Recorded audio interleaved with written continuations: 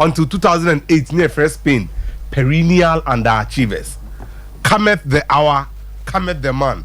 A boy born on the southern banks of the Melendenes River, by BPM or Austria, and Switzerland, 2008. Luis de la Fuente, Nancy Anon and the coach team no.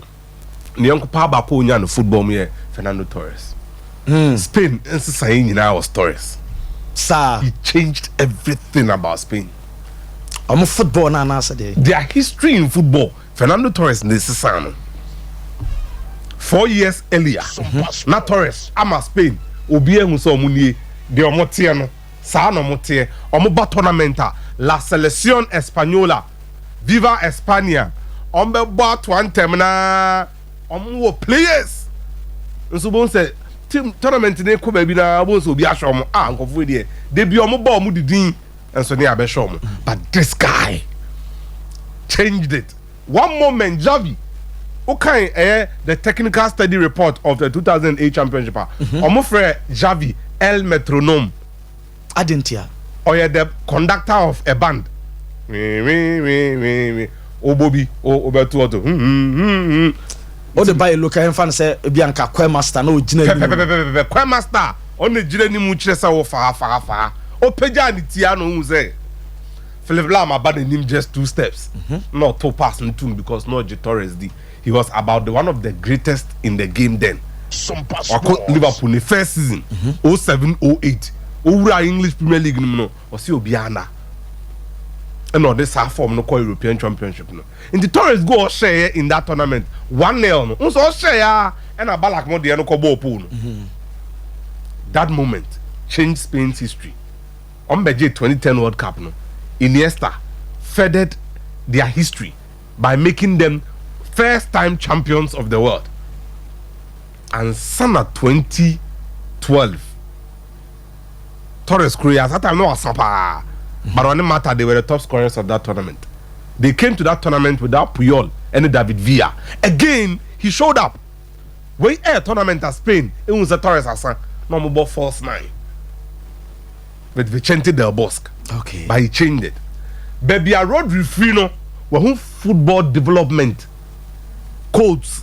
Sa no body abinini and then Rodri Casa afa Saudi Arabia in Spain. Send me be nkotra be nka say ya twisting the NT Rodri our Manchester City no nensama oka. Complicado hacer un análisis, evidentemente que el fútbol europeo pierde con esta situación. Y bueno, al final es una opinión muy particular. Los jugadores que deciden salir a estas ligas, totalmente comprensible, evidentemente, por las cantidades de dinero que están ofreciendo y eso yo lo llevaría más a un tema personal. Evidentemente que nosotros europeos, por así decirlo, pues no nos gusta tanto, ¿no? Y imagino que habrá que controlar de alguna manera, ¿no? Esta fuga, como dices tú, de jugadores, de talento, porque es verdad que al principio parecía que solo eran jugadores veteranos en el ocaso de su carrera, pero estamos viendo que no, que ya hay jugadores de mi edad, incluso jóvenes, que están optando por ir para allá. Entonces, bueno, para opiniones, ¿no? Todas son respetables. Osha Rodri chia RFEF. RFEF near Spanish Football Federation. Okay. Real King. Real Madrid, Real Sociedad, Real Betis. So Real Federación Española de Fútbol. Rodri in some ni say Europao. Now in Spanish I'm Rodri. Gran Con el Jugadores for Española. One of the great players of the current Spanish generation. Or see young Fatabo to Saudi Arabia for so. Now yes, I'm best football.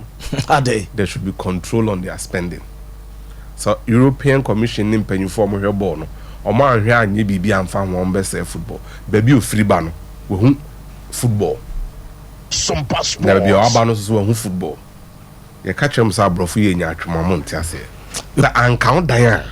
I say contract any na Sophia we di nimu nim nyansa de sanete obo timbe obo Man City sika ni free if you saw good ya san achom 115 charges FFP. Me say country now boss no England. Almost spend it 3 times the money the entire Saudi Pro League spent this transfer window. The English Premier League spent 3 times the money they spent. Timira, abofo no person mo kasoro de bia nti say o bel na ya asem asante say o sen o yonko a o town asem ne tintin nyina no